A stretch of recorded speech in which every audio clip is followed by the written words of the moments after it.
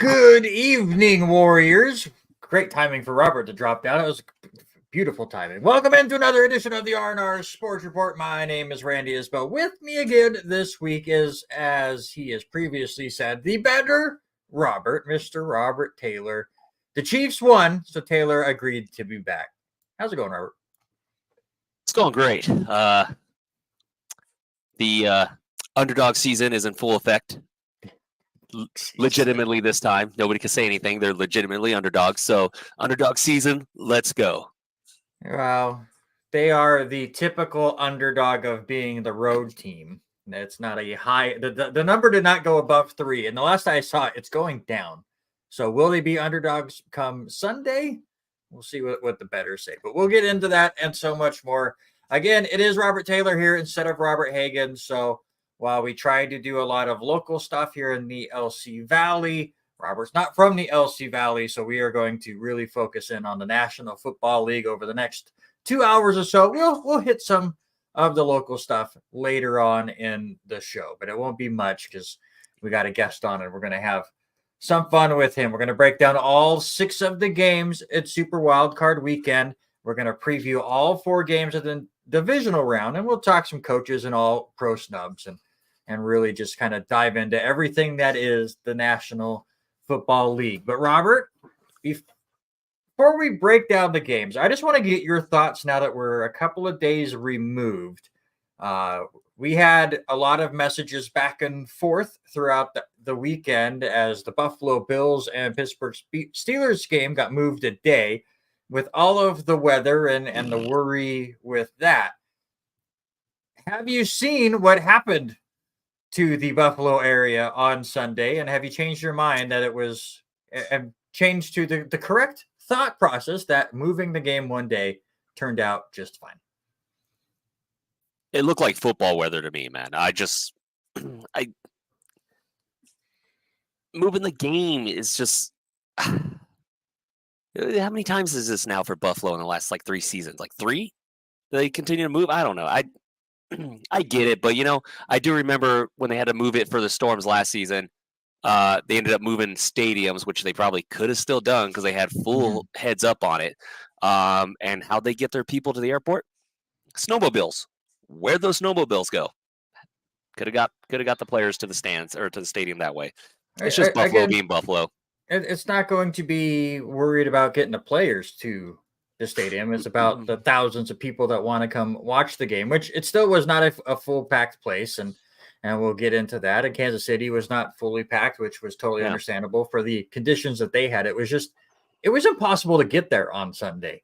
That was not football weather on Sunday. I'm sorry to tell you. Yes, I have seen videos for inside the city of Buffalo, but that is not where the stadium is located. The stadium was hit by, what were they saying, 2 feet of snow an hour for a bit with 60 to 80 mile an hour gusts.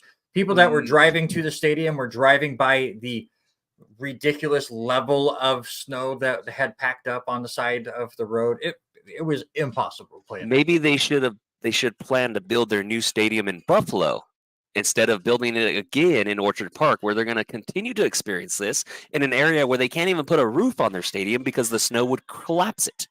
So I don't, no sympathy. No, and honestly, I don't think they're asking for sympathy. Yeah. Them moving it the game one day really did not matter at all. Like Sean says, I think the result was going to be the same. It ended up being a nice, beautiful Monday afternoon over there, and it is. Yeah, Pittsburgh's offense was that's not a playoff offense. I think the Steelers are one of those teams that we'll talk about it again. Or just you want to play that team in the playoffs. They're always going to make the playoffs because they just refuse to finish under 500. But once they get into January, they are just not built to play against the top teams. But Buffalo winning that game, I don't think it's turning out the way they hope, because there was a lot of issues in that defense even before the injuries that Pittsburgh was exploiting. Yeah, so, and we'll get to all that and preview what they will now do against Kansas City. Again, to kind of help you there, the Chiefs get 2 extra days of rest instead of 1. So that also helps as well. All right, let's get into it. We avoid CJ Stroud, at least for 1 more week. Yes. Oh, man. That when we get to the previews and the predictions, that probably is the one game I'm bouncing back and forth most on as far as which way I'm going to go for the official pick. Those will probably be closer to the start of the second hour. We'll see how long-winded we get talking about these games, and we're not going to go in order of when they came or when they actually happened because some of those games just were not as fun to watch and or interesting to talk about. So we're going to start right off the bat with Roberts Kansas City Chiefs doing exactly kind of what we said they were going to do last week. Defense was going to completely shut down Miami. Miami's defensive issues and all the injuries that they had were not going to let them last against a Chiefs offense, which yes, is down compared to the way they've played the last couple of years, but it's really decent enough offense. And in the end, it was really going to look like Kansas City was going to roll, and they win it 26-7. And yet, there's still people out there going that they're not buying into your Chiefs. And as somebody that likes to flip you crap and say that the Chiefs are not as good as you say they are all the time, the Chiefs came as advertised, and they did exactly what you and I thought they were going to do. Yeah, the defense is all pro altogether. Yeah. Like everybody together. There's just Spags is in his bag this season. It's ridiculous. Some of the things he's throwing out there is insane. But the offense is fine. The offense is fine. They made it to the red zone how many times? Like it almost felt like they were always in the red zone at some point. Yeah, they were kicking a ton of field goals, but a couple times touchdowns were pulled off the board. I still completely disagree with the Jawan Taylor block in the back when he was actually being pushed in the back into the player that took off the second touchdown that would have gone to Rashee Rice. So yeah, I don't think the Dolphins are ready for the cold. And I don't think this result is any different, even if it's played in Miami. We saw it in Germany, and it wasn't really much different. So Tyreek was held to 60 yards in Germany. He got his touchdown off of a busted coverage. I mean, McDuffie took one step wrong, and Tyreek got the touchdown. But other than that, this was absolute slaughter. That aside from that one busted coverage, man, this was absolutely just big brothering. And it wasn't even that great of a throw from Tua. It just worked out in their favor. One of those things where sometimes it's better to underthrow your receiver because they know, because they are watching the football where it is going and they can adjust better. There was a Chiefs play that the same thing happened. The throw was completely underthrown and the receiver decided not to look at it. And you and I had some fun messaging back and forth about that. But yeah, I'm with you. Again, this is not a Chiefs offense that is going to beat you 45-42. But with that defense, they're never going to have to. And it's going to be really interesting to see what they do. At least best defense. Yeah, I would say best defense in the league. Because you and I argued last week that they were better than the Browns. And, well, we'll talk about what the Cleveland defense did over the weekend. The only other team that's left that I would argue is Baltimore, and that's close. And that same quarterback that kind of ripped through the Cleveland defense will be playing that Baltimore defense this weekend as well. So, yes, should be fun. Kansas City looked so much better.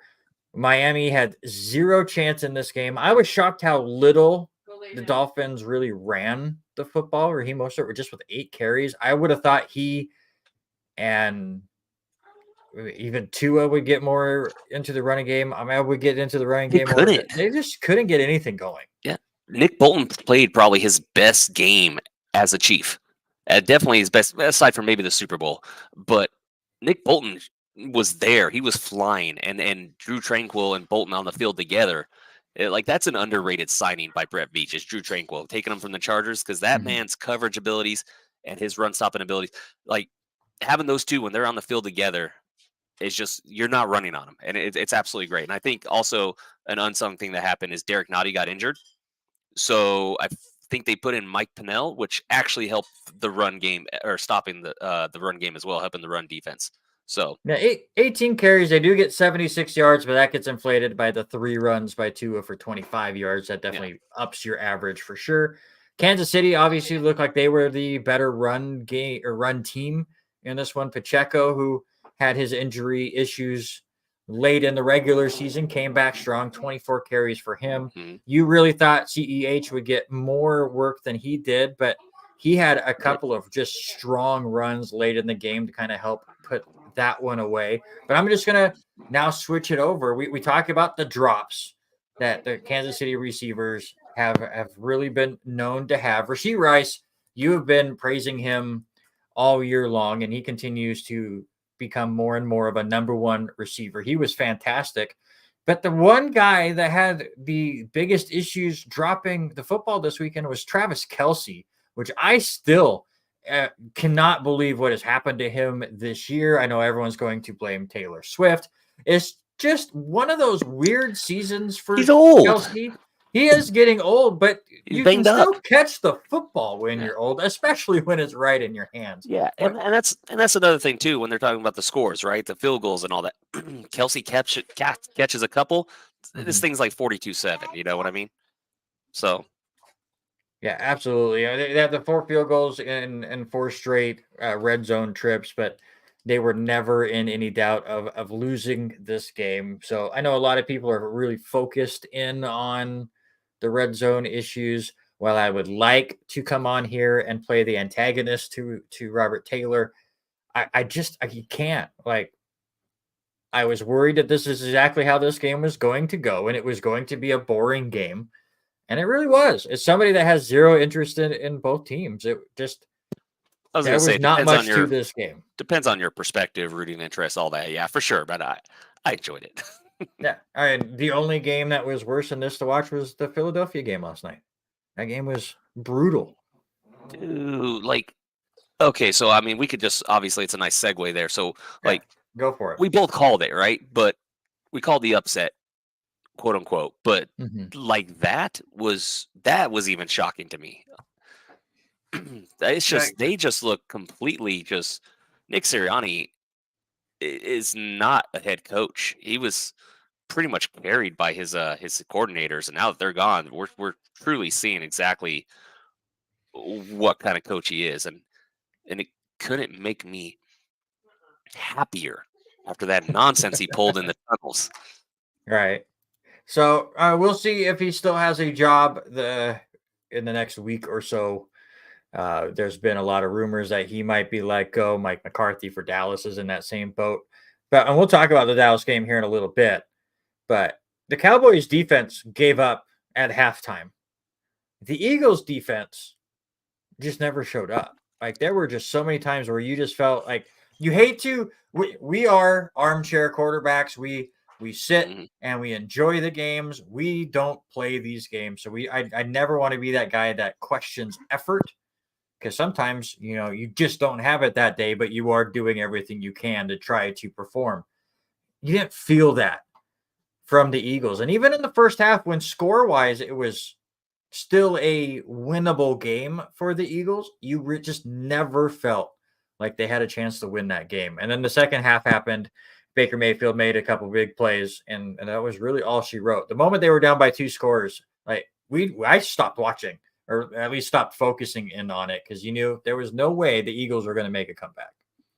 Yeah, it was over from the get go. Like they got off the plane not even looking like they had any interest in this game. So and you combine that with Baker, who's having like a little bit of a renaissance in Tampa Bay, doing what even Brady couldn't do in his last season. So it's been cool. It's been great to see. So yeah, I just let me ask you this though: if you're Tampa Bay, do you give a contract to Baker? Depends on what he's asking. He's one of 5 quarterbacks, I think, in history to take 2 different teams to the playoffs, to the division round. If he's wanting top 5 money, then no. I'd probably give him top 10 money. I would be fine with that. A couple of years, nothing way over the top years wise, but you give him 3-4 years of top 10-ish money. I don't know exactly where that sits him as far as quarterback contracts right now, but I think he's definitely earned it, and he's done a fantastic job, especially when everyone predicted that Tampa Bay was going to have a down year after Tom Brady left, and a lot of the pieces that came in with Brady left. It was going to be kind of the changing of the guard. It'd take a couple of years for the Buccaneers to turn things around. The only positive really for Tampa Bay we thought was a run game that was supposed to be good, and it has not been good this year. No. And the NFC South was as bad as Yeah. advertised, and they didn't have to win a ton of games. But Baker has really showed up.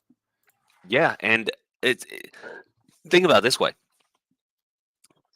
There's a strong possibility that Baker takes this team to the NFC Championship. They can beat the Lions. Yeah.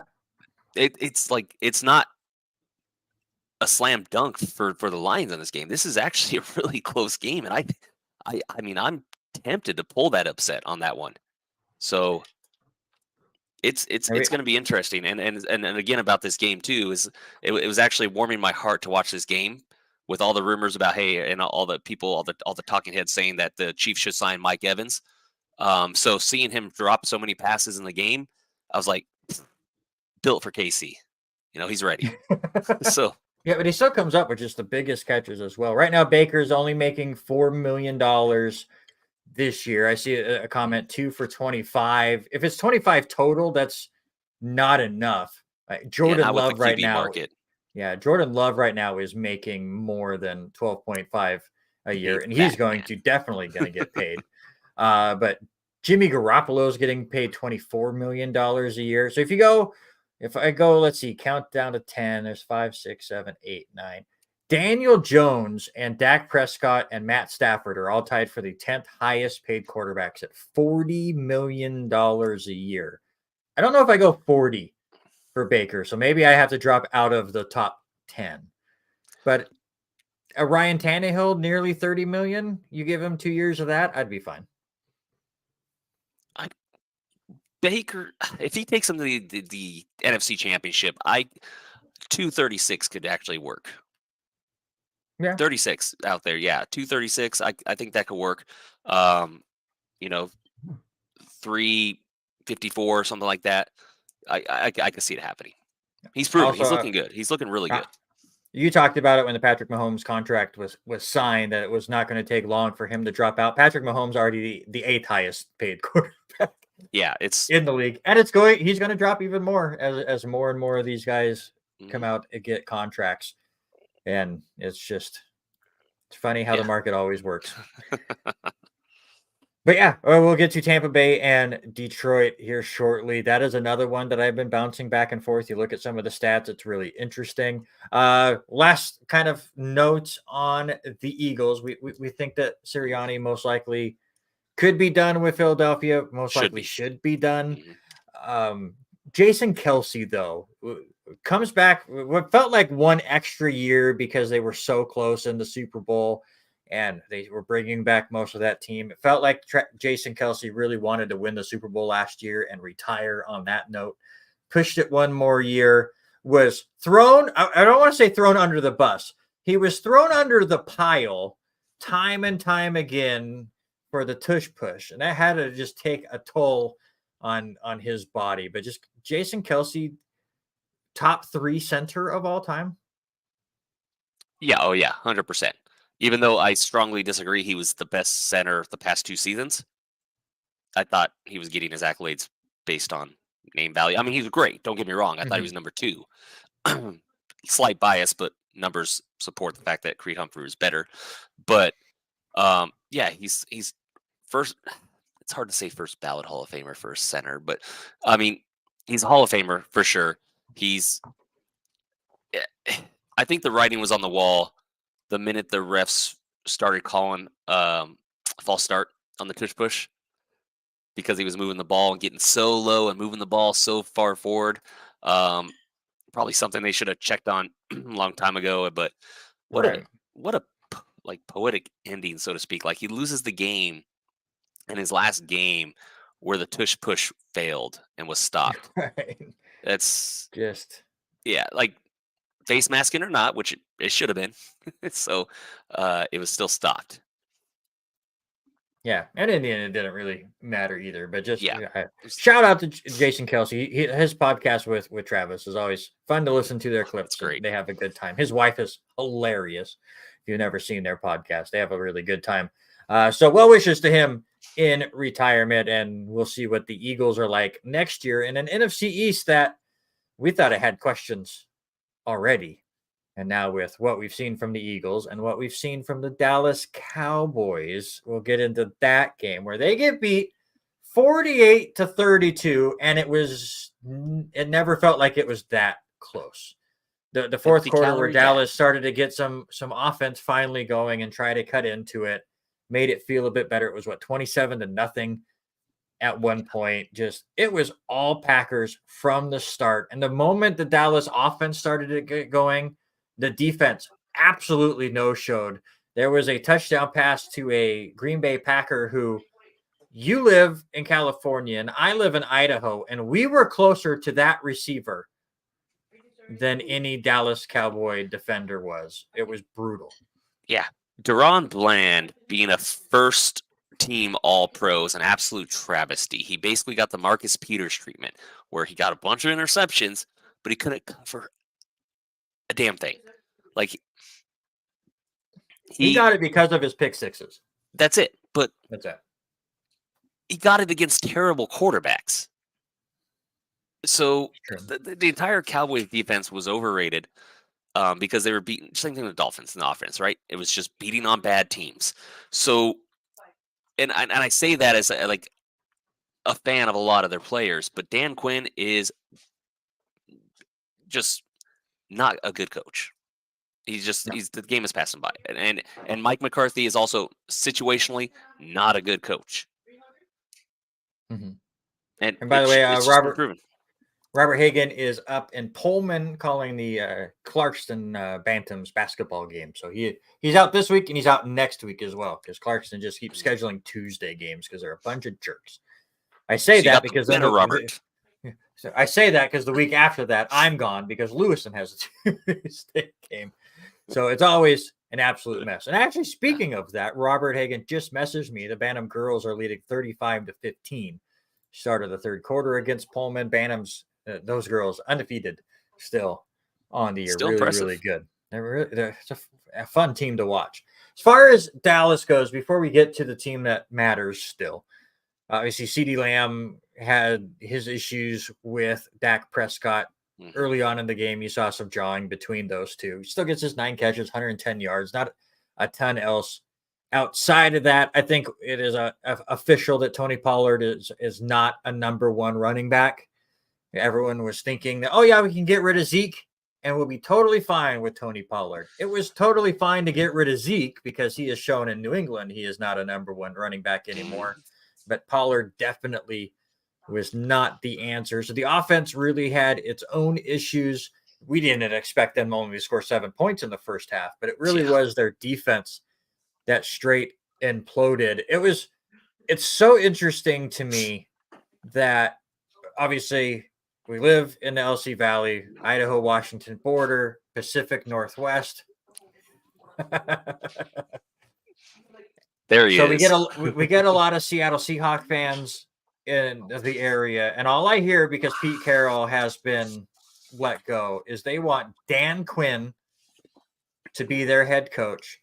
And I've heard people say they want Kellen Moore to go over and be the offensive coordinator for the Seahawks because that worked really well for the Los Angeles Chargers. Yeah. I responded to that notion of the San Francisco 49ers, the Los Angeles Rams, and the Arizona Cardinals are racing to sign those two to the Seattle Seahawks. Like, those three teams would love to face Dan Quinn as a head coach again instantly. These teams, these GMs, these owners, the ones that refuse to realize that this is an offensive driven league. Sure, you got teams in the playoffs that have like amazing defenses that are winning in spite of their offenses sometimes. But it's still an offensive driven league. They have offensive coaches. If any team like the Cowboys or Seahawks, especially with all this offensive talent, is not ringing up Ben Johnson from Detroit to lead their team, they're absolutely clueless. Mm-hmm. They're absolutely clueless. Like, you have Atlanta talking about step down. Yeah, whatever.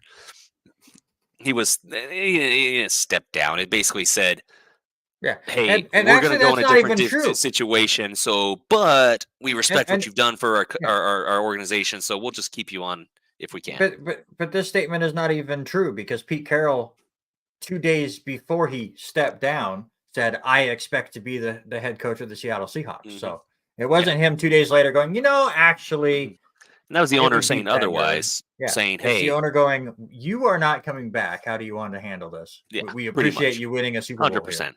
Yeah. So Thank you for he was everything. But hey, he you had the was foresight he to get was rid of fired. Russell Wilson. So, hey, we're going to let you stick around.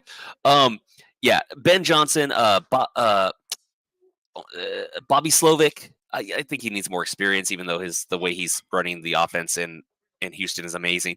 But uh, I mean, these teams have not if learned. You have to go if after the any Shanahan tree. if if anyone wants to go and give Nathaniel Hackett another chance at a head coaching job, I'm sure he's available. Yeah, no kidding. They just look at the Shannon. Like, so Andy Reid's tree is decent, but for this type of league, what it is now, they need to go after the Shanahan tree. For some reason, his tree is just better suited for this offensive driven lead, and that's what these teams Mhm. need to do. I Yeah. mean, Speaking of offense, just to go right to the Green Bay Packers, who oof, dominated that game from the word go. Two big keys to that, and I'll break down the stats when we preview the Green Bay San Francisco game. Like it's the Jordan Love emergence. Like we thought he was going to be decent and maybe a really good quarterback in time. What he has done in the second half of this year is unprecedented and just ridiculous what he's doing. But I think the bigger factor to me and what really makes the Green Bay Packers a threat the rest of this postseason is Aaron Jones. yes, Him coming back he came back the last 4 games of the regular season, but the first one I don't really count because he was still getting his wheels back underneath him. But his last 4 games, he's averaging over 20 yards a carry, over 100 yards a game on the ground. He's a really good threat catching the ball as well. I know mhm. AJ Dillon has been decent enough with Green Bay, but I've been a huge Aaron Jones guy for years. We are best friends on Twitter still. I think he may have unfriended me at some point, but we were best friends at Twitter at some point. I'm sure Yeah, he's just forgotten all about me, and I'm still technically followed by him, but yeah, it's he's been phenomenal for the Green Bay Packers. yeah. We went from their own coach Brian LaFleur kind of like he's coming along to all of a sudden just this dude is just absolutely amazing. He's blitzing teams in the Mhm. NFL. Offense scored most points against the Chiefs defense this season was Jordan Love commanded Packers offense. So I mean he's been absolutely impressive. Uh, it's been um, it's been amazing to watch his change. And Mhm. just like that bye week was just instrumental. This speaks volumes to the coaching. So yeah, Matt LaFleur, his coaching. I mean, definitely in the coach of the year talks because of that. Even though God, I still would go what with a D'Amico what Ryan. a what a wild race Yeah, that it's the coach of the year insane. is. And yeah, I completely agree. I completely agree. Aaron Jones being a part of it's amazing. And he's doing this with the same receivers that Yeah, Rodgers going to do it with. That's yeah, impressive. That's yeah. impressive that people like we have to start having this conversation that like Rodgers' talent's undeniable there, but like he's unable to work with people new Oh, and bring them 100%. along. And that's probably what's going to hurt New York, unfortunately. Just to put it out there, it's just like, That's but you fair. have somebody like Jordan Love who's just let's go, and it helps the defense. The defense looked better because of it. Yeah, actually, I mean, Aaron Rodgers took what it seems to be the missing or the worst part of the receiving core for the Yeah, Packers and got him out of the yeah. way. I mean, he was horrible Romeo with Dobbs the looks so Jets. good in that game. Romeo Dobbs looks so that kid out of Vegas looks so good. And, So and, and Christian Watson is still trying to work his way back. He mhm, played limited snaps, only had the one catch for 9 yards. And I think that is another big key for them with San yeah, Francisco, which we'll talk about later. But as you said, Dobbs, he was fantastic for my fantasy teams down the stretches. yeah. I needed a wide receiver, and it worked out beautifully for him. He was part of Wentz all of has my been great. pre-draft like little draft simulators and all that on like PFF and all that. He was always the one I was drafting. Yeah, So, he's really good. I think yeah. the weapons that the Packers have, obviously the youngest team ever to win a playoff game, and it really shows. And you really thought, and we both picked Dallas, that it's Dallas at home, which they haven't lost in 16 That's straight yeah. games. It's a 7 seed had never won a playoff game. That has now changed, and in a straight dominating fashion.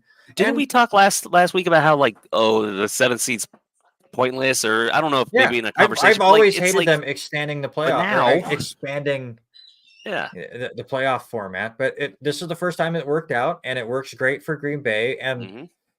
I am reminded of the 2004 Boston Red Sox, not because they were a young team, but that was the team that broke the 86-year streak for Yeah. the Red Sox and won the Yeah. World Series. And the whole thing was My they focus is called out. themselves idiots.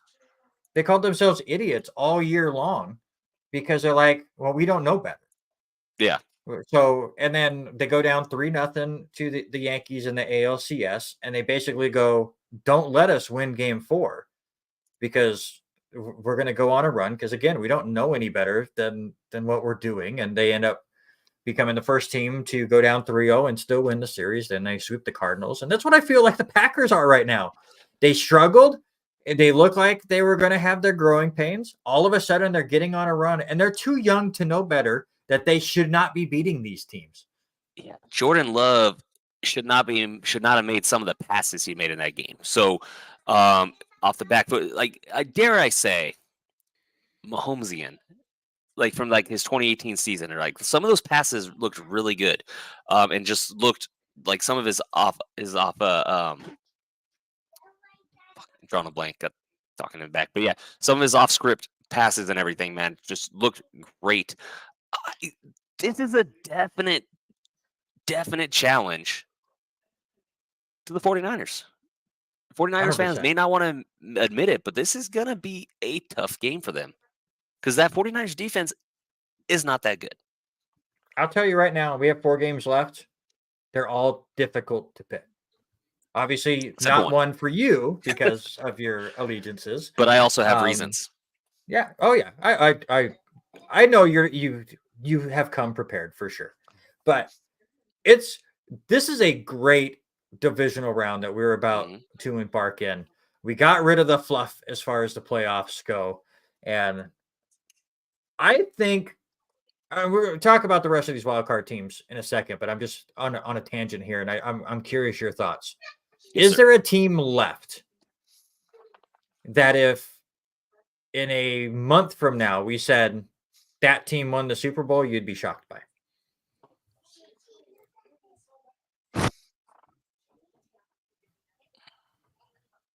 The Bucks, honestly, probably.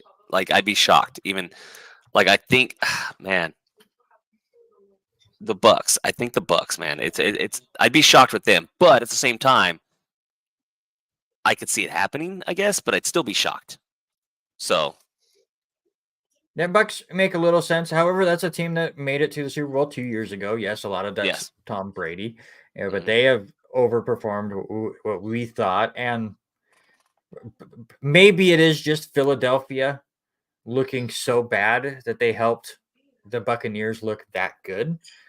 True. Detroit might surprise me a little bit too to win the Super Bowl just because of all of their history.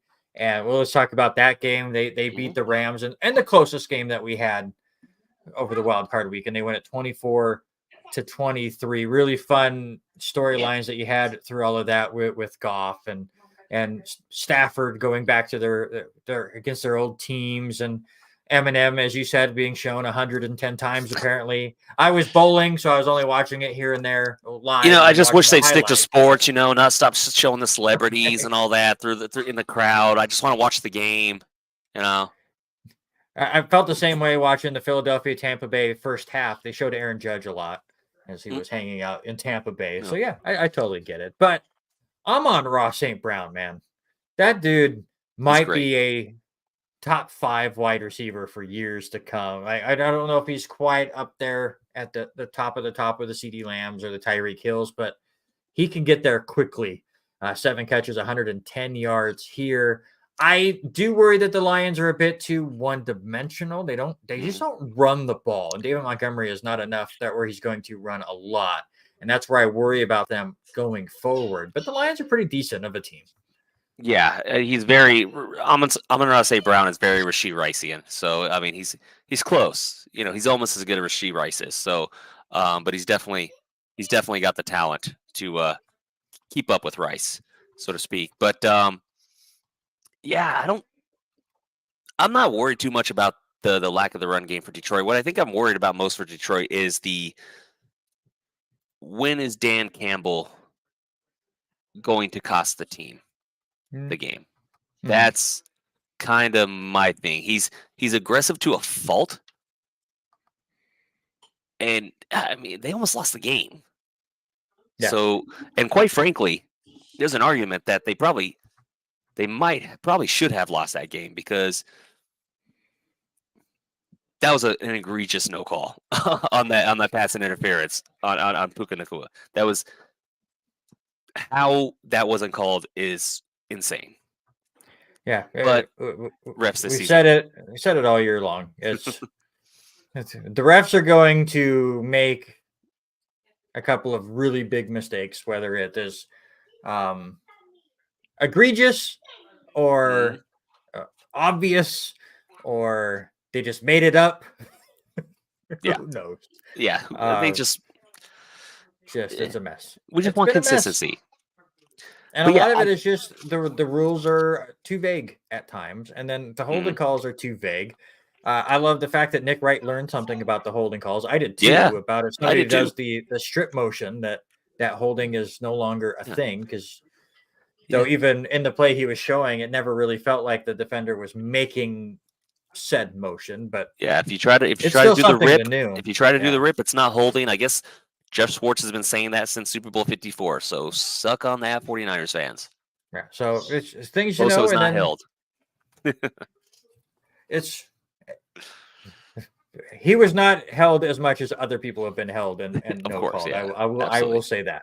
What are the games that we've not talked about? Oh yeah, let's talk about those Houston Texans destroying the defense of the Cleveland Browns. CJ Stroud only threw the ball 21 times. It felt like he threw the ball 800 times with how dominant that game was, but he was just that effective. Dude, and this is what I don't understand. They have one person you have to really, truly cover. Tank Dell's out. He's hurt. Yeah. You just cover Nico Collins. That's it. Just cover him. I don't understand.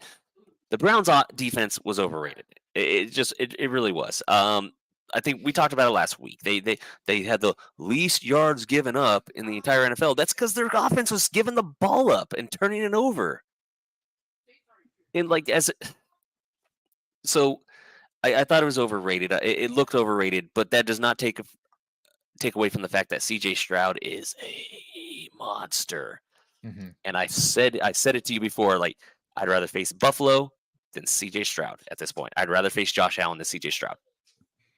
To be fair, Houston only scores one touchdown in the second half offensively, though they don't need to because of the 2 pick sixes, and that really just shows that they've never really had the ball, as Joe Flacco just turned back into Joe Flacco. Let's just say that. Again, shout out to him and what Flacco was able to do the last few weeks for Cleveland. What a fantastic story.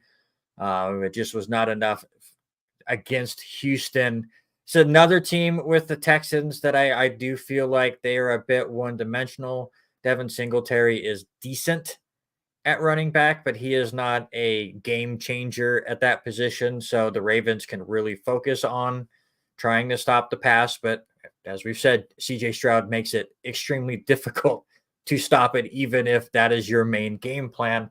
So that is going to be a really interesting matchup this weekend, Houston and Baltimore. But switch back to Cleveland. They make the playoffs without Deshaun Watson. They get in with Joe Flacco. They use 5 different quarterbacks this year and still get into the playoffs, partially because the defense was really good, partially because Jerome Ford and Kareem Hunt were a pretty good tandem backfield that really could not show off in this game as they were shut down for the most part. But yeah, where does Cleveland go next year? Because I mean, you can't can't not have Deshaun Watson on the team, but he might have been their third or fourth best quarterback last year. He fell off hard, even though I don't think he was that good to begin with in Houston. But I mean, they're paying the man; they have to start him, so they're gonna have to get him some sort of backup, even if they bring Joe Flacco in for insurance or something. But with what they're paying that man, they have to start him. But the best part about this whole situation is Deshaun Watson on the sideline watched his successor, I guess, in Houston, absolutely demolish his team. And then said team also has their first round pick. Yeah. So couldn't happen to a better franchise that wanted to pay a sexual assaulter guaranteed money like that. So couldn't happen to a better franchise. Yep. 100%. 100%. Rotten hell, Cleveland. One last game to talk about from Super Wild Card Weekend. That was the Buffalo Bills. A day late, taking care of the Pittsburgh Steelers, 31-17. They jumped out 14-0, and then really felt like they just put it in the second gear and hung out and won the game, even though there were moments where it felt like if the ball bounces the wrong way one time, that lead could evaporate quickly. Yeah, it was interesting. It was interesting watching Mason Rudolph look decent for large stretches of that game against the Buffalo, the Bills. I honestly believe, I think I was only impressed, and this isn't bias. I mean, Josh Allen's great. I think I was only impressed with their opening drive. That's it. Other than that, Pittsburgh was, turning it over, dumb miscues, anything like that, right? Dumb penalties. I like Nick Wright said before, 2 seasons ago, playing Pittsburgh, it's better than a bye, because they're terrible. But I don't know, man. I watched Mason Rudolph attack that middle of the field all game long, and now with Buffalo as beat up as they are and injured, I don't think that was a good game. I honestly went into that game expecting a rout for Buffalo, and they were going to rest their starters by like fourth quarter, which would have been ideal with the short rest. Right.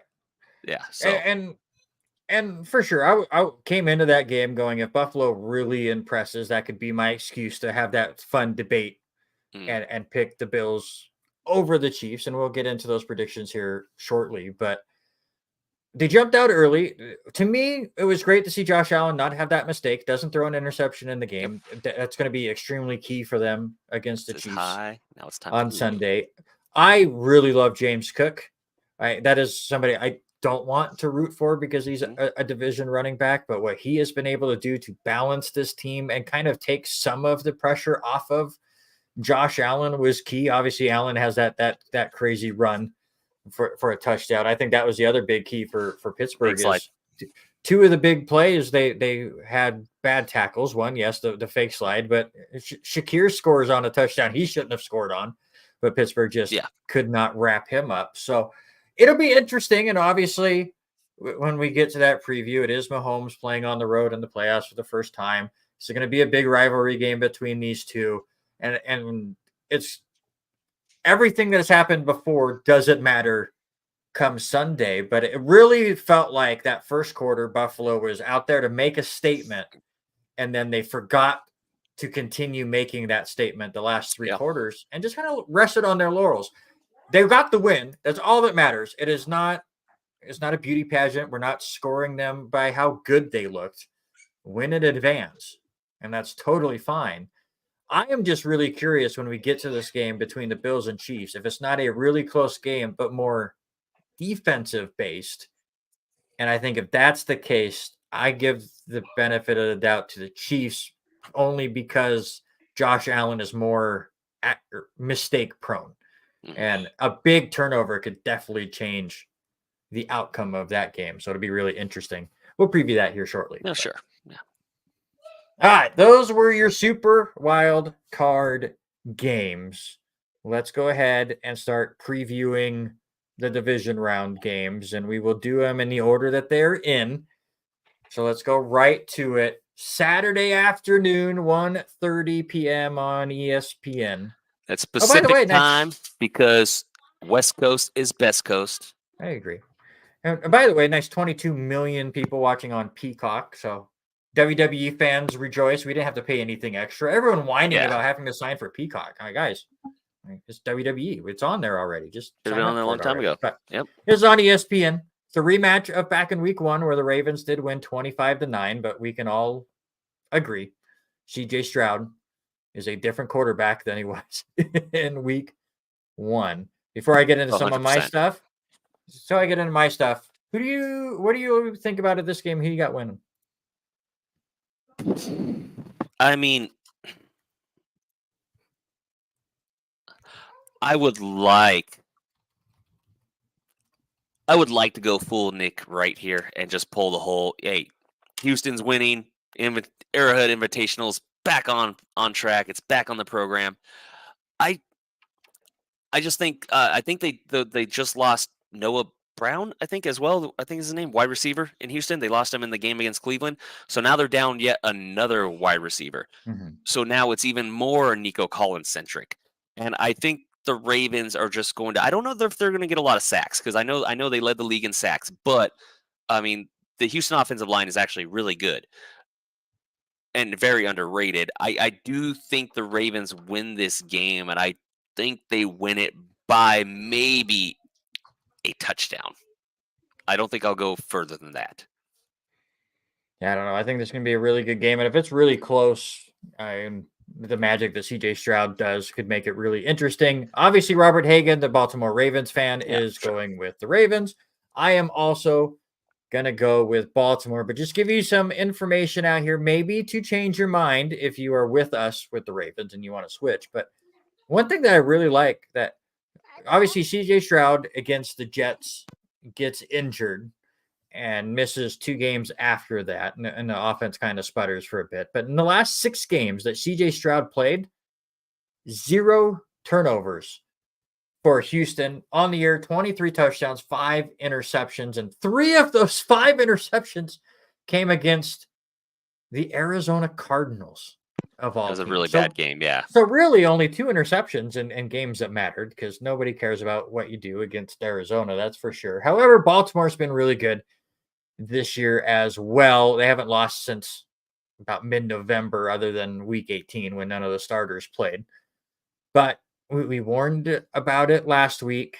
Baltimore off 2 weeks rest, that whole rest versus rest situation. They did it a couple of years ago, went in and lost extremely bad against Tennessee. They just never got the offense going. They lost 28-12 in that game. Lamar had to throw it. This was the Lamar game. Going back and seeing these stats was insane to me. Lamar Jackson in that contest where they only scored 1 touchdown threw the ball 59 times for 365 yards. He had a touchdown and 2 picks. He also carried the ball 20 times in that game. That man was exhausted after that contest. Baltimore 1-4 in the playoffs since 2015. Not quite as bad as the Pittsburgh Steelers, but not something that you feel super reliable on. To me, the key is who is going to be able to run the ball. And I don't think Houston is going to have a chance to run the ball against a really tough Ravens team who gives up 4.9 yard, or that's what they run. They run for 4.9 yards per carry. Houston does only allow 3.5 yards per carry, which is second best in the league, which could keep them even there. But I don't think the Texans are going to run the ball very well. It's going to make them one-dimensional. Lamar is going to be able to extend his plays and make enough throughout. Houston is the 5th worst defense against the pass, at giving up 7.7 yards per attempt. And again, like you said, they're not going to get the sacks in there because Lamar just does a phenomenal job of extending plays, getting his receivers down the field. And while I think CJ Stroud's going to keep it up there, this might be the highest scoring game of the weekend, at least in the AFC. But I think Baltimore's going to get the win. Yeah. There's a lot to be said for the fact that they rested them again in Week 18 with a bye week again. Mhm. It's just they're going to be rusty. I think they're. I mean, I think Houston can jump out to an early lead. I don't think they keep it, but I think I guess I think Houston jumps out to an early lead because of that rust. But I think again that this is the best offensive talent that Lamar's had Yeah. in his entire tenure. He's got an offensive coordinator now that just doesn't call the same run pass plays over and over again. And every one of those runs is designed for Lamar. But yeah, I think Houston jumps out to a quick lead, but does not hold it, and that's why I think it could be something like a 34-27 Yeah. or 35-28 type score. Yeah. Baltimore, a 9-point favorite, might be a tad high, but Very high. I might still lean going with Baltimore with the points or giving up the points than Houston just with something late. Like I would, yeah, it would be really close. That is definitely not a game I'm putting money on either way. That's for sure. Another game I would refuse to put money on, Green Bay at San Francisco. The 49ers, a 10-point favorite, 5:15 p.m. Pacific time. This is on Fox. Is there anything in you that wants to call the upset here? 100%. Like I'm not calling the upset, but there's definitely something that's like. And same thing with like Houston, right? Like Jordan Love's he's a rookie. He's Mhm. technically a rookie. Like he's not by tenure in the league, but this first year starting, he's a rookie. Um, I if the scheme's correct and they stay healthy, I could see this Packers offense giving the 49ers fits. That 49ers defense, look, listen, I love Charvarius Ward, came from Kansas City. I was very sad to see him go. Um, Definitely should not be second team All Pro over even Snead. That I don't get it. Whatever. But the secondary, the 49ers defense is very susceptible, and they can be got. Mhm. And I can see Jordan Love doing that because he's looked absolutely phenomenal the second half of the season. The defense of the Packers is what I'm worried about because they look good against the Cowboys for the most part, but it's the Cowboys in the playoffs. It's Dak in the playoffs. Like Cam Newton said, he's just a game manager. Um, I still remember what Baker Mayfield did to that defense at Lambeau. Um, so as much as I'd love to see it, because 49ers bang Niner gang crap is irritating. I think the Niners do pull away in this game. They do win it. And I think they win it by 2 touchdowns, at least 2 scores. Yeah, and this is the other game where I think is super high scoring. It'll battle Mhm. Baltimore and Houston for the most points scored this weekend. And like I said, I had some extra numbers for you. Jordan Love in his last 9 games, where the team did go 7-2. What a great run for this young Packers team. Restoring 70% Yeah. completion rate. Absolutely top notch. Which, by the way, when I was looking up different stats to get ready for this show, did you know that quarterbacks against the Minnesota Vikings threw 70% on the year? That is brutal. What a They're horrible Vikings terrible. defense. Which the Vikings defense used to be really good, and it was just shocking to see. In those 9 games, over 2,400 yards passing, but the key 21 touchdowns and 1 pick. But I told you the key was Aaron Jones. He comes back, lose it in a loss to Tampa Bay. He only has 13 carries for Mhm. 53 yards in that game. They're trying to get him just kind of back into it. But since then, final 4 games so far this year, average of 21 yards a carry, 119 yards on the ground, on top of all of his receiving as well. And in 3 of those 4 games, the Green Bay Packers scored at least 33 points. The only one they didn't was against Chicago in week 18 when just the weather was garbage and Yeah. neither team could get anything going. But like you said, and then this is where you and I once again agree, and we're just on the same wavelength here. The San Francisco offense Show's is not as fun just, as we expected. I agree. We'll change that here in a second. But the offense for the 49ers is just second to none right now. And it could, they're top 5 in almost every offensive category. They could be top in all of them if they didn't have as many injuries as they had throughout, where they lost Debo for a few weeks. Mhm. None of them start really in week 18 in a low scoring loss. So these could all change, but they're third in points per game. They're third in points per game allowed, which was shocking. They're averaging winning a game by double digits, which is really good for them. Top 5 in takeaway differential, top 4 in passing yards per game, top 3 in rushing yards per game. But the key stat to me is they are third in defensive rushing yard allowed, only giving up 89 yards a game. And that is where Green Bay is going to have to win this game. It's going to have to be the Aaron Jones show. They're going to have to win the time of possession battle because San Francisco is going to score on many of their possessions, especially if you commit a turnover and you give them a short field. They get that momentum going, and you get Debo going, and you get McCaffrey going, and Brock Purdy is the game manager that everyone keeps saying that he is. He really is. This is a team that the moment you go down by 2 scores, just pull a Philadelphia or Dallas and just call it a day. You are not coming back against this team. Just depends which team, I guess. Seen it happen. It happened in like the biggest game of the year that year. But yeah, I mean, but that defense was not is kind of the same. Defense is decently the same. Offense is not. No, offense is not. They got somebody that can actually scramble a little bit. Yeah. The Packers. It's going to be a hell of a run.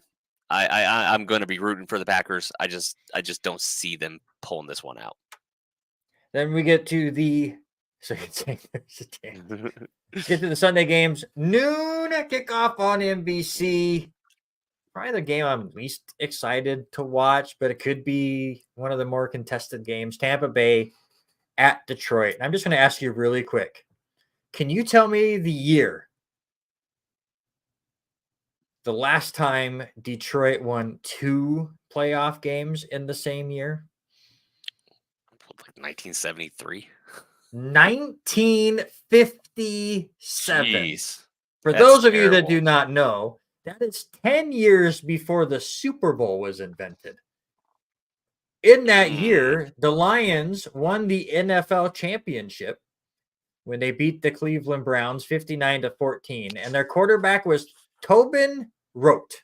That was the quarterback of the Detroit Lions the last time they won 2 playoff games in the same year. This is a rematch from back in week 6. Detroit won 20-6. St. Brown did St. Brown things. 12 receptions, 124 yards, and a touchdown. Goff had over 350 yards. And the fun part was this was the fewest rushing yards in a single game by both teams this year. Tampa Bay only ran it for 81 yards, and Detroit, who just doesn't run the ball, only had 40 yards in this game. Yeah. Can Tampa Bay get revenge, or is Detroit finally going to snap a nearly 70-year curse of winning 2 playoff games in a year?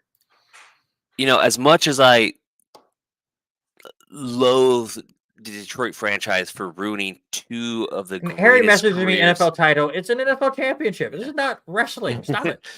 2 of the greatest the careers of 2 of the greatest players of all time, and Barry Sanders and Megatron, by not doing what they needed to do and surround them with who they needed to surround. I mean, listen. Jared Goff's playing phenomenal. Like we talked about, Amon-Ra St. Brown is like almost as good as Rashee Rice. The running game's not that great. You got Aiden Hutchinson on the defense. The defense is actually can pick it up and do everything. So this is a really good team. And the Lions team, you got Motor City Dan Campbell. So leading the charge, a guy who's just pedal to the metal. He's ready. He's willing to take risks, calculated risks. And it's helped them get to the to where they're at. They're in the divisional. They're hosting the divisional playoff game, which is absolutely insane. I love it for Lion fans. I think it's awesome. I can't wait for this game. Give me the Bucks. Ooh, there you go. Give me Baker Mayfield. Give me the Bucks. I'm calling the upset. The Lions Cinderella story's over. Here we go. I told you before the start of the show that you and I were going to pick one game different out of these 4. I'm going to be correct.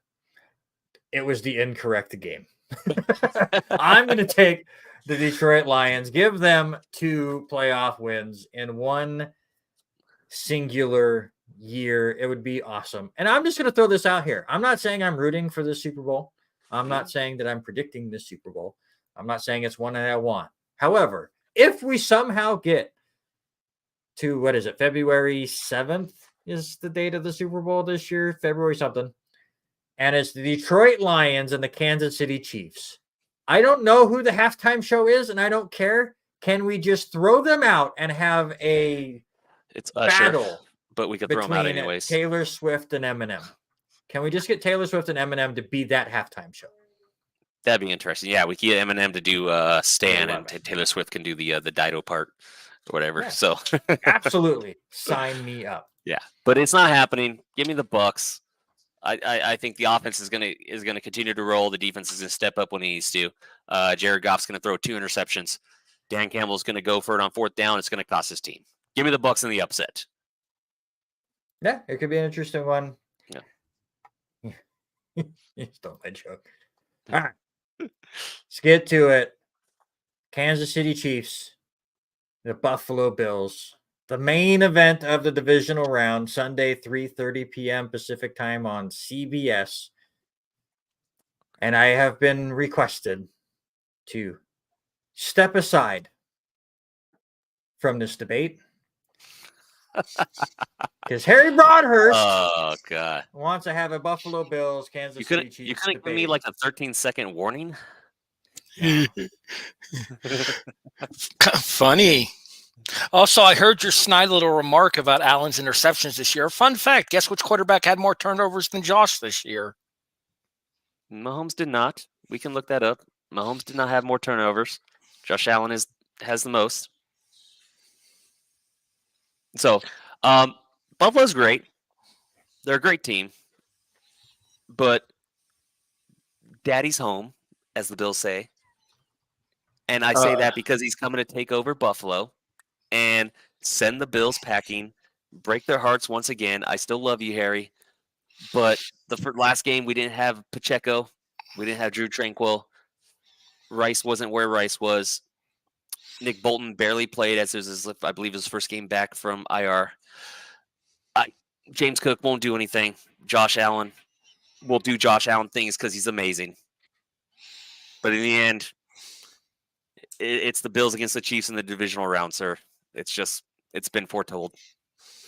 I will just step in real quick before Harry, you answer back. It was Sam Howell, actually, who had the most turnovers in the league. He threw 21 interceptions, and he fumbled twice. Josh Allen was second at 22. Patrick Mahomes is 7th at 17. It felt like more for Patrick than this year than normal. Anyways. Yeah, because he was thrown to Tony. In fairness, Tony had to stay on side in order for him to throw to him. Oh, another big difference. Tony probably will not be playing this game. So if Andy Reid's smart, they leave him in Kansas City. He hasn't played since he dropped that pass into an interception in New England. He's been hurt since. All right, so I won't deny that Kansas City's been the class of the AFC for the last couple of years because anybody with a functioning pair of eyes can see that.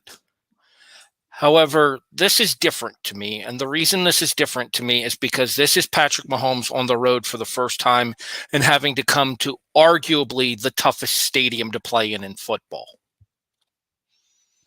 With a rabid fan base that wants blood from the 2 years that Kansas City knocked Buffalo out of the playoffs in 2020 and 2021. The AFC Championship game in 2020, and then the back and forth, maybe greatest playoff game ever, divisional round contest 3 years ago. The only thing that concerns me as far as the Bills go is that the injuries are piling up. And that makes me very nervous with the number of weapons that Kansas City has. However, for the injuries that are piling up on the defensive side, the offense is maybe as healthy as it's been all season, with one minor exception. And from what I've heard, Connor McGovern is supposed to be good to go on Sunday. So we have an offensive line that has more or less spent the entire season together. I think there was something like, before the game against Pittsburgh on Sunday, it was something like 7 snaps this entire season that they didn't play together. a well-oiled Josh Allen who's been playing playoff football for basically the last month and a half of the season ever since the Bills ended up 6-6 in order to run the table all the way to take the AFC East that was impressive. And to get the number 2 seed. And when you think about it at the time there, the result of dropping to 6-6 was a 37-34 loss to the red-hot Philadelphia Eagles at the time, in which Josh Allen played maybe his best game of the season and the defense let him down. The defense concerns me, especially with the injuries. But to me, this is a revenge game. And it's an unknown quantity with Mahomes going on the road in the postseason, plus Mahomes coming to Buffalo for the first time. Because we talked about this.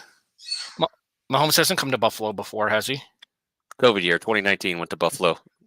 Ran for like 200 and something yards. Took the win. It was the same year they played in the AFC Championship. So is it 3-3 then? It's 3-3 altogether, yep.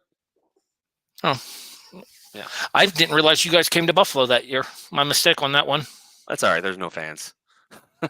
No, yeah, there's that. Listen, man. It's going to be a great game. I don't think they Buffalo won that last game in the regular season because of Tony's mistake. I don't think, even though there's a minute 11 left and 3 timeouts, I don't think Josh Allen drives down the field for a touchdown because he needed a touchdown. We would have been up by 4 because the entire second half they were shut down for the most part by the defense. I mean, could Josh Allen have done it? Sure. Josh Allen's great. I don't think he would have done it against the defense. So I think it's mistake-free football from both teams. I think the Chiefs take it. If the teams drop some passes, make some mistakes, Kelsey can't get his stuff together, sure, Bills can take it. But I think the narratives, you got the narrative of the revenge game. Mahomes has the narrative of Chiefs are washed. He's on the road in the playoffs. They're not going to win it all. Kelsey, this and that. There's a ton of narratives on the Chiefs side as well. So I think you're going to get Petty Patrick. I think he's going to prove he's out to prove something. So Petty Patrick with us or Petty Patrick with the officials, like he was with the Kadarius Toney call. Because I seem to remember him pitching a royal bitch fit over on the sideline that game.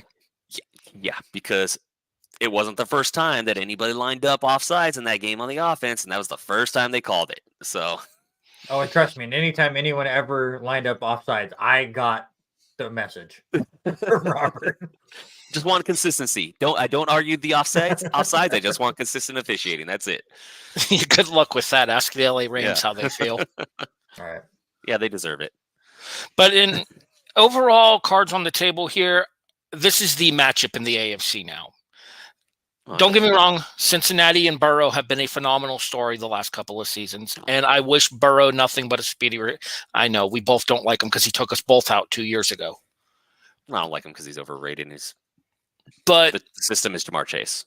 That being said, I wish him a speedy recovery because it's interesting to see maybe 3 of the best quarterbacks of any generation battling it out there. And if Lamar is able to continue the pace that he's played at this season in order to justify the contract that the Ravens just gave him, then that is one hell of a top 4 in the AFC. The 4 best quarterbacks are in the AFC division right now. They're in the divisional round. The 4 best quarterbacks in the conference are already there. So. But if you think about it, I don't know how. I know Randy's not the biggest fan of the guy, but Pat McAfee said that Josh Allen versus Patrick Mahomes is the Peyton Manning versus Tom Brady of our generation, and he's 100% correct. I like it because Tom Brady won a lot over Peyton Manning. So, I mean, I'm fine with being Peyton. Peyton got 2. Give me 1 before I die. Fair enough. Just not this year. Mahomes has got to prove a couple things to people. They still don't like him. It was a close game in Kansas City. It'll be a close game in Buffalo. Yeah. But I stand by what I said when I started here. I think this is I don't know that the Bills represent the AFC East or the AFC in the Super Bowl this year because Baltimore looks really good and that defense is phenomenal.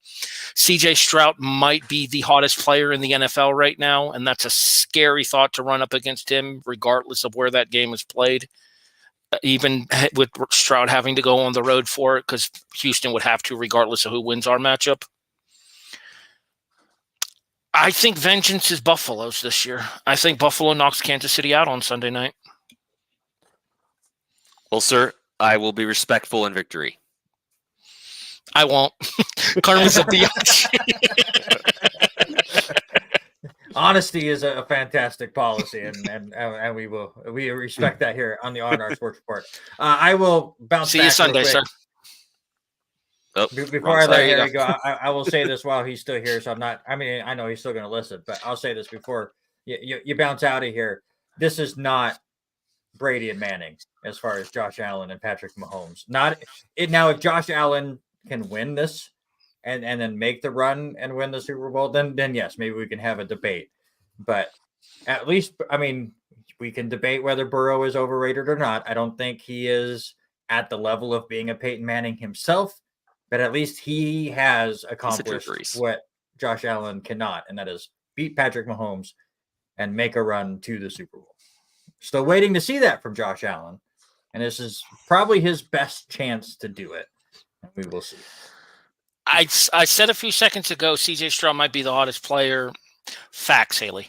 I said a second ago, CJ Stroud might be the hottest player in the NFL right now. That being said, I want Houston to beat Baltimore just so that way the winner of our game hosts the AFC Championship game. Arrowhead Invitational, here we come. Or can you imagine how many tables will get broken in Buffalo on a championship Sunday?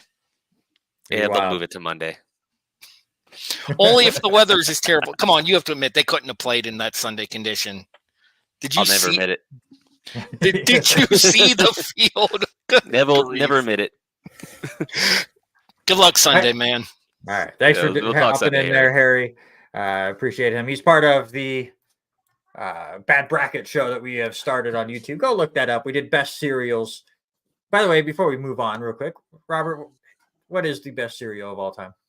Cinnamon Toast Crunch.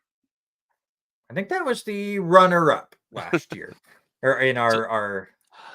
So I should have asked him when he was on here. I didn't think so. If he's listening, hey, should the Bills lose to the Chiefs in the divisional round again, do they fire Sean McDermott? Not going to happen. So irrelevant hypothetical question. B, I agree with you that Cinnamon Toast Crunch is the best cereal. All right, thanks, Eric. he was still hanging out, so we had to. Oh, that's fine. That's fine. Yeah. Back in. No, I think they probably should pivot to, if they lose, to an offensive-minded coach. But Harry's confident. I respect it. See if this plays. I'm not sure if it will or if I have to do something real quick. I was requested to play this from Haley. Can you hear this? Did that work? No? All right, cool. Hold on. Add back. Take away. How about now? Daddy's back. Randy Orton. That's right. It's supposed to be Daddy's home, but the only clip I could find was Daddy's back. It's the same thing. Just to go back with what you were saying. About to turn that into Arrowhead Orchard Park. No, this is going to be a really, really fun game. And again, I told you I really wanted to come on here and say I want to take Buffalo just so you and I could have the back and forth. Luckily, Harry was able to hop on and do it for me.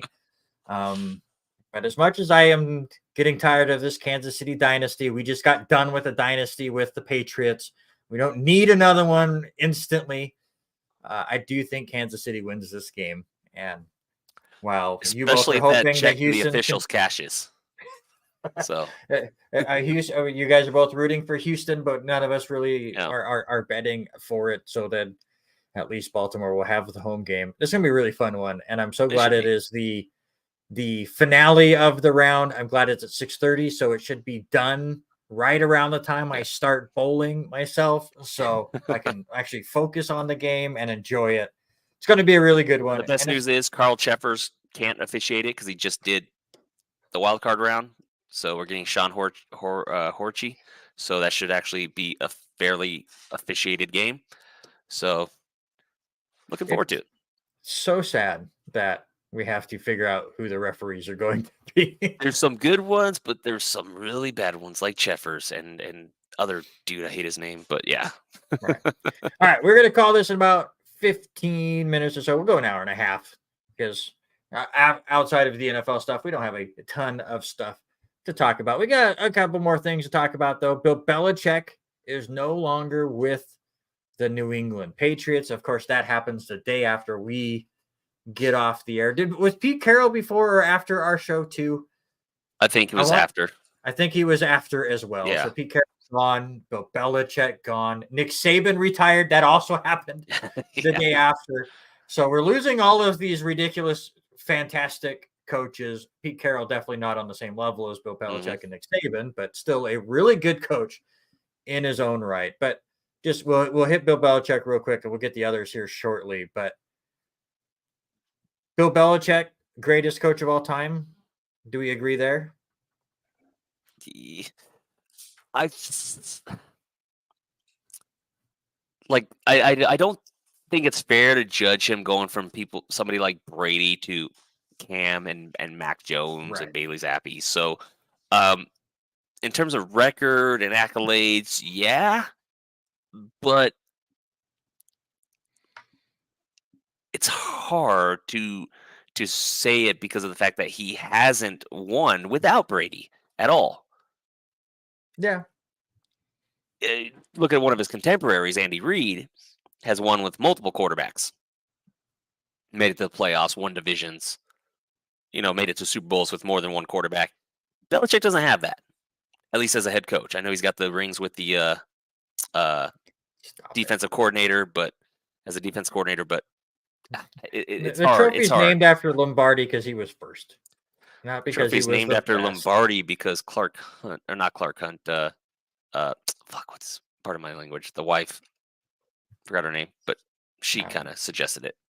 So yeah, and it was a great honor for him, but it doesn't mean he's the best. 100%. Naismith is not the greatest basketball player of all time. No, Kobe Bryant is. That's also incorrect, and I'm not a basketball fan. But still, to me, I think Belichick is the coach. A lot of it is because I was a Jets fan. I had to watch him decimate my team twice a year. I'm sure there was sometimes it was 3 times a year when they met in the playoffs. the rare times that the Jets made it to the playoffs. However, a happy anniversary. I was going to say happy anniversary to Bart Scott. This was 15 years ago when he had the can't wait line, which actually worked out because that was like the only time the Jets beat the Patriots was the following week. It was great. So it's the highlight of a Jets fandom's life right now. And he followed it up with being an even worse analyst and saying dumb stuff on TV too. It's fine. It worked out that one time. You say you have a hot take and it works the one time. Don't go back to the well over and over again. Yeah. That's for sure. But the big question is, Bill Belichick is not done. All right, he is not retiring. He's going to go to another place. He's already interviewed for the Atlanta Falcons. I don't think any of us believe he's going to go to the Atlanta Falcons, but he's interviewed there. But my question to you is, now it looks like Tomlin's going to come back, and I think we both agree that he should. He walked out of the press conference on Monday when somebody asked him about it because he's just tired of hearing that question. Brooke Pryor is a terrible reporter, so I don't blame him for walking out.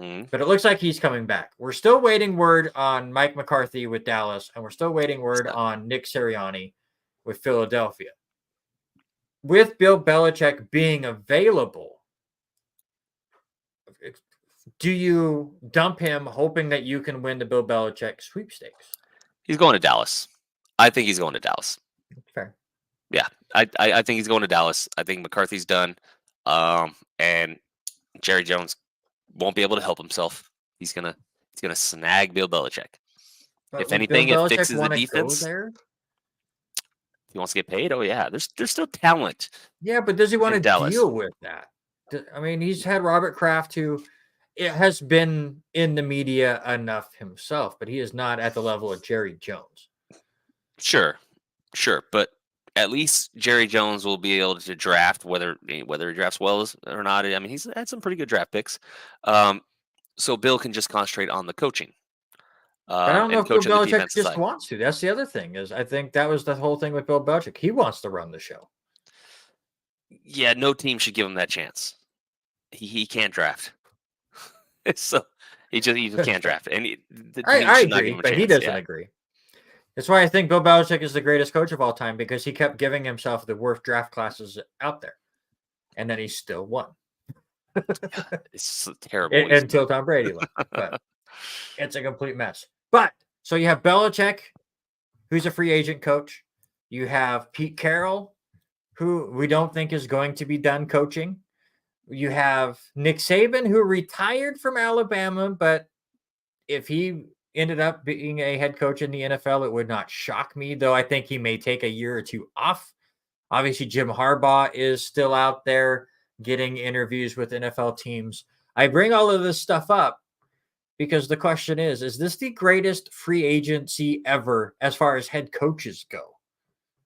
Right? Are there teams that right now have not fired a head coach that are now contemplating it because like none of us were expecting Pete Carroll to be available. We believed Belichick could be available, but we thought he would have like one or two destinations to go. Jim Harbaugh kind of the same route, but there's like 4 or 5 legit go-to coaches right now that any team can go out there and swoop up.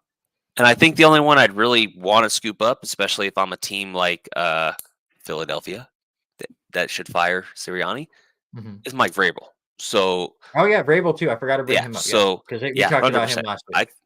Vrabel's great. I think he's great. Yeah. I think he just was short on talent in Tennessee quarterback situation, but I think Vrabel is the one I'd pick out of the bunch right now.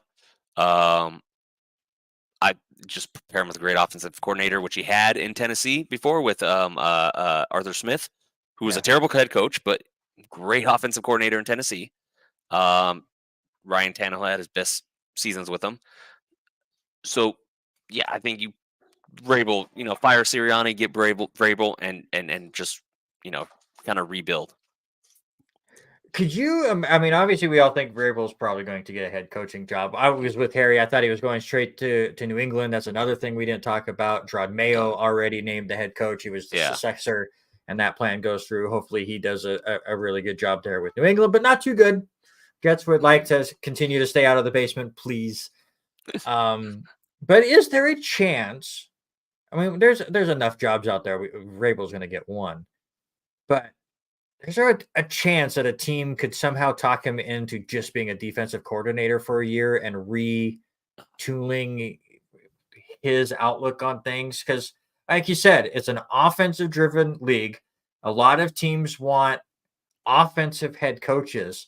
He would be the perfect defensive coordinator for somewhere. I feel the same about. I love Robert Saleh. I love the messages that he has. He sold me even more with his speeches on Hard Knocks, but he's a defensive-minded coach, and he does not have a good offensive coordinator. He's another one that I think if he got fired, you make him the defensive coordinator somewhere, and he's going to be one of the best defensive coordinators out there. Yeah, he could be, but I just don't think he's going to do it. I don't think he's going to do it. I mean, he's proven to be a good head coach. He can do it. Robert Saleh has not yet proven that. Not yet, no. But Vrabel has taken a team with Ryan Tannehill as the quarterback to the AFC Championship. He's coached defenses that have given some of the top of offenses fits. Case in point, Chiefs last year gave him fits. Even before that, gave him fits. Dolphins this year gave him fits. So, I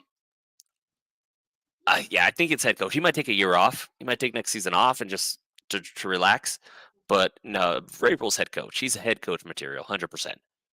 I would get there too, but I mean, to just counteract that and do the devil's advocate deal. I mean, he got to the AFC Championship game because he was a great defensive coach, and Derrick Henry ran the ball 400 times. Right? Sure. They relied on him and ran him into the ground, and that was the offense. And they tried their best not to have Ryan Tannehill throw the ball ever. So you know what? Atlanta sign him. Use Bijan Robinson correctly. Yes. There we go. I'm down with that. So speaking of head coaches that may or may not get head coaching gigs elsewhere, let's say Mike McCarthy and Nick Sirianni both get let go. Do either of them get any of these openings as a head coach next year? Sirianni 100% goes to coordinator, although I don't think he's that great. But Mike McCarthy, somebody's going to take a chance on him. I mean, he can win in the regular season. It's the postseason, so he can probably be that guy that helps build that team up in the regular season, whoever it may be. But after that, you're not planning to go very far. But yeah, I think McCarthy could get another job, just for that reason alone. But Sirianni, I don't think should kind of basically like he said in the Chiefs tunnel, see ya. So Do you think Pete Carroll's done coaching? I know he's staying on as like an advisor or whatever to Seattle, but that could change if a team goes, "Hey, head coaching yeah, gig right here." I Do think you he's think he's done. done? Yeah, I think he's done. I think he's done. I think he's just ready to just be done with it. Yeah, So I wouldn't blame him either, but it would be yeah. interesting to see if he went Mhm. somewhere. We could have a really interesting situation in the NFC East next year if crazy names happen. You like you said, there's I a mean, chance Bill Belichick could go to Dallas. I really the Vrabel to Philadelphia one really piques my interest. And just for fun, let's say John Harbaugh goes to Washington because I mean there's other than quarterback, they have some decent pieces over there at the Commanders mm, and a new ownership and Magic Johnson and all of the stuff that's going on over there where they're trying to build an actual legit franchise now where they're not hampered by a horrible ownership. Could the NFC East have the best coaches ever plus the mess that's going on with the Giants? possibly, but it's going to be. I think the AFC East is going to be better when the Bills fire Sean McDermott because he can't beat the Chiefs in the divisional round, and they hire Mike McCarthy. Harry, how would you like Mike McCarthy to be your head coach of the Buffalo Bills? I also No, thank but you to say that the best division coach wise would be the AFC East with Robert Saleh. Thank you, yeah. sir. I But appreciate I that. do, yeah, the NFC East that would be interesting. As long as John Harbaugh goes to Washington or somewhere else, I, I, I think that I think Justin Herbert is good, but I also think he's one read a lot. So Mhm. I still would like Harbaugh to not have anything to do with the AFC West. I kind of like the coaching carousel that keeps happening over there. It's been fun. Right. He didn't hear it, but bite him anyways. Mike Oh, I'll say it McCarthy is the again. next Buffalo Bills head coach. That's what he said. After they fire McDermott because he couldn't beat the Chiefs in the divisional round again. uh, before we get you some all pro snubs, because I know Robert really wants to talk about this. Stay on the head coaching carousel and over to college. Nick Saban retired at Alabama, as we said. Mhm. Kalen DeBoer, who led the Washington Huskies to the tournament, to the championship game. And Washington is leaving for the second biggest conference in college football right now, the Big Ten. And yet, still, Kalen DeBoer decided to leave the Huskies and what he's built there to be the next coach for Alabama. One, I think this is a horrible move by him because you never want to be the guy after the guy. Yeah. But two, does it really just show that while the Big Ten has done everything they can, and you say money, but they've done everything they can to build this super conference to try to compete with the SEC, at the end of the day, this is still the SEC's world. Oh, 100%. That's, yeah. It's the money's there. The talent's going to continue to just flow to the SEC. It's just, yeah, and good for him. Honestly, good for him. It's probably the right decision because now he's going to do it in Alabama. So, But I don't know. Like no. Alabama was not top of the top before Nick Saban. I mean, obviously they were in the 70s Mm, with Bear Bryant, yeah. but 80s and 90s they were just a fine squad. And then Nick Saban, I really think, changed their program. And I don't think they're going to still be that every year playoff team with Kalen DeBoer. I mean, I don't think he's going to get the same recruits. It's not the legacy that Saban had is why he kept getting all the recruits when Alabama could not pay some of these players as others. There's not Yeah. there's That's not fair. the same contracts available. There's not the same sponsorships that are available in Alabama as there are in other states, especially for Washington that is in Seattle with so many fantastic, ridiculous companies over there. Microsoft, Starbucks. There's millions of dollars that are available for the Huskies to try to get some NIL deals in. Fair enough. Fair enough. It's a valid point. So we'll see. We'll see what happens with Alabama. We'll see what happens with Washington. Jed Fish is the new head coach in Washington. He leaves Arizona to go up there, and then Brent Brennan from San Jose State goes to Arizona, and the carousel continues to spin. Oh, it's 7:30. I said that's when we're done. We're not going to talk all pro snubs. We're out of here. Snead's the biggest pro snub. We'll talk about it. Talk about Snead a little bit and why he should have been an all-pro. Because he's the best corner in the league this season. He's the second. No, he's the best corner in the league this season. He has the lowest passer rating against. He has shut down every receiver he's gone against. They target him, they keep targeting him, and he keeps shutting them down. He has the lowest passer rating, the lowest catch percentage against. He's shut everybody down. He's number one. And the fact that he was snubbed, no, he's number one. He has a way better passer rating against than Sauce Gardner does. And far better than Deron Bland. So they just didn't target Sauce enough. But yeah, because they knew better. Sauce Island was over there on the left side of the field. Now but when they targeted him, it was more than a 50% catch rate. Yeah, and only 251 yards allowed. So. Just not a lot of yards. Just he let the little dump and over offs go. 600 coverage snaps. Not a single touchdown given up by Snead. That is very impressive. And it's also still surprising that Sauce did not have an interception this year. But again, he was targeted not a ton. But give a shout out to Sauce Gardner. I'm not. You could keep Sauce there. Keep Sauce there. Deron Bland should have been dropped. I agree. I say this as a joke because PFF grades I find kind of funny because there are just numbers that can get manipulated because, like you said, Sauce was not targeted a lot, but when he was, it was about a 50% completion rate, which was much higher than Snead's. You and I have had this debate. But because he's only given up 26 receptions, which was fewest in the league, 251 yards, which was fewest in the league, his grade obviously is going to be much higher than Snead. So I say this kind of as a joke, but only cornerback, in PFF history to have back-to-back 90-plus grade seasons, sir. Sauce is the man. It's the only thing I have going. It could also be that the corner on the other side is not very good, so they're just targeting that corner all the time. No, DJ Reed did really good. He's all right. He's no McDuffie, but DJ Reed was good. Again, it's all I have. But that's literally the only snub I was worried about. Sauce and Brees, maybe and Garrett.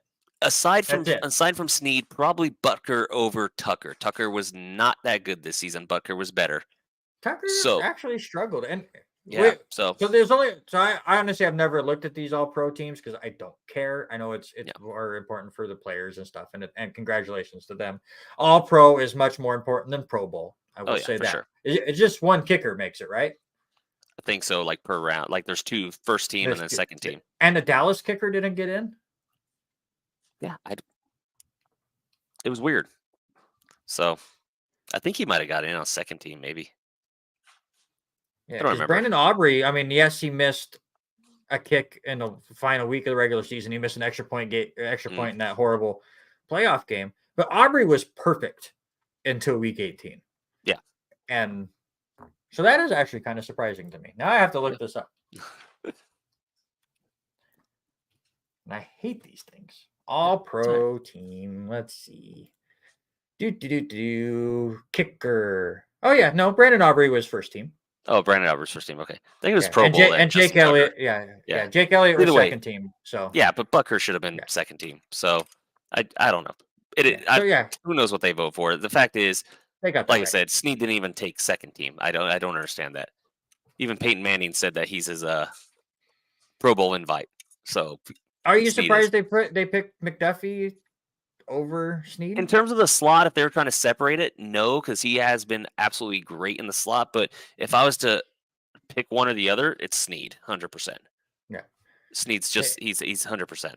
And I do think that's partially why Snead did not get in, is because McDuffie did, and it's tough to put two quarterbacks. It's the best cornerback tandem. It's the best cornerback tandem in the league, and I'll stand by that.